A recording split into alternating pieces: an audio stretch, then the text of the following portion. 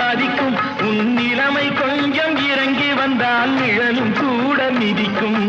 உயர்ந்த இடத்தில் இருக்கும் போது உலகம் உன்னை மதிக்கும் உன் நிலைமை கொஞ்சம் இறங்கி வந்தால் நிழலும் கூட மிதிக்கும் மதியாதா தலைவாசல் மிதிக்காதே என்று மானமுள்ள மனிதனுக்கு அவ்வை சொன்னது அது அவ்வை சொன்னது அதில் அர்த்தம் உள்ளது பரமசிவன் கழுத்தில் இருந்து பாம்பு கேட்டது கருடா சௌக்கியமா யாரும் இருக்கும் இடத்தில்